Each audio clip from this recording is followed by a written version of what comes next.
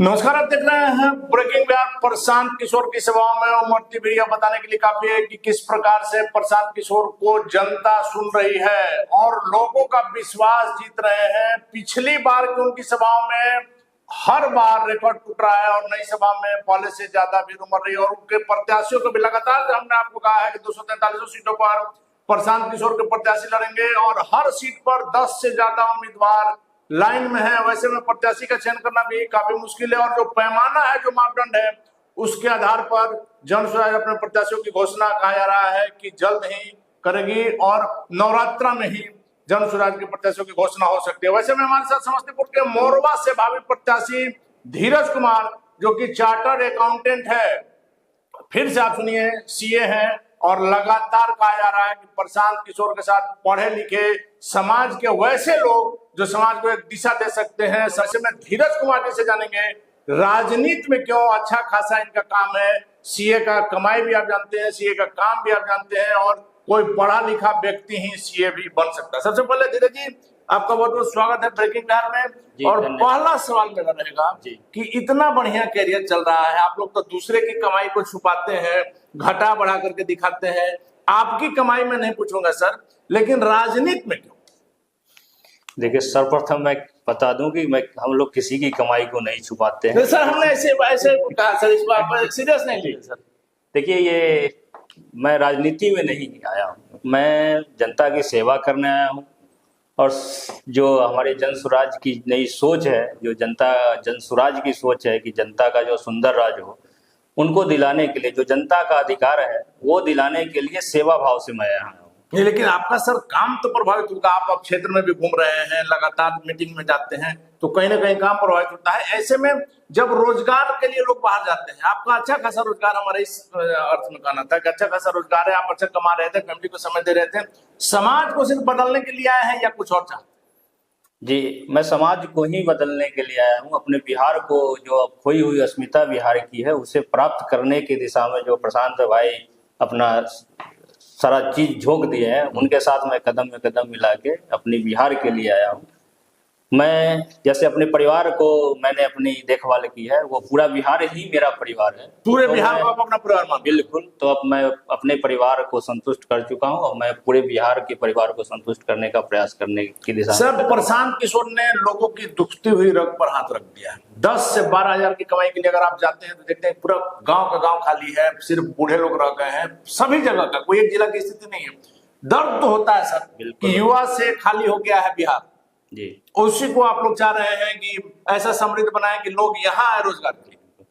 जी, ये दर्द मैं भी समझता हूँ। मैं भी चार्टर्ड अकाउंटेंट क्या पढ़ाई करने के लिए दिल्ली गया था, तो मैं भी जो वहाँ जो बिहारी शब्द है वो सुना हूँ, जो कि आज मजदूर का या गाली या मजदूर, वो पर्यायवाची बन गया है, तो मैं भी सुना हूँ। तो वो कहीं ना कहीं टिस मेरे अंदर में भी है।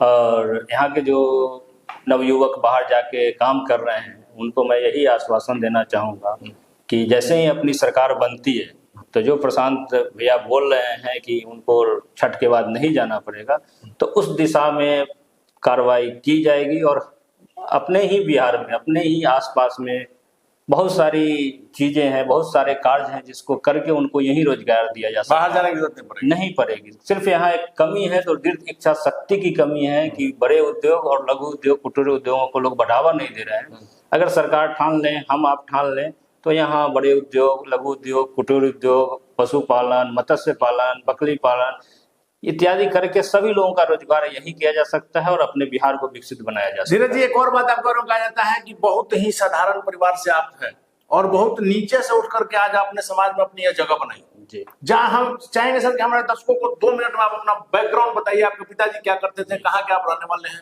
जी, मैं मोरवा विधानसभा क्षेत्र के ताजपुर प्रखंड का कोठिया ग्राम का वासी हूँ।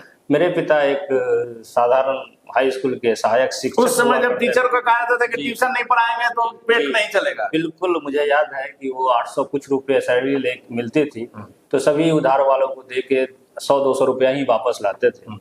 साथ में कुछ पारिवारिक खेती थी जिसमें पिताजी काम करते थे और साथ में हमें भी ले जाते थे। और वहाँ वो कहते थे कि तुम पढ़ लिख के ऑफिसर बन जाओगे तो तुमको अन्य ऑफिसर के साथ एक ज्यादा काम आएगा वो है खेती करने का। बचपन से आपने खेती भी किया है? जी, बचपन से खेती किया है। आप लोगों का आशीर्वाद है कि अभी भी खेती हो रही है हमारी। जहाँ जो हमारे पार्टी का नारा है कि 12 से 15 हजार रुपए की नौकरी देंगे, तो वहाँ हमारे खेत पे 10-12 लड़कों को मैंने 12-15 हजार। देखिए तो बड़ी बात है कि सीए रहते हुए खेती से अपने जमीन से लगाव है। जी बिल्कुल, खेत की भी सेवा हो रही है, गौ सेवा भी हमारे यहाँ हो रही है। जब माता पिता जिंदा थे तो उनकी भी सेवा मैंने जितना मौका मिला किया है।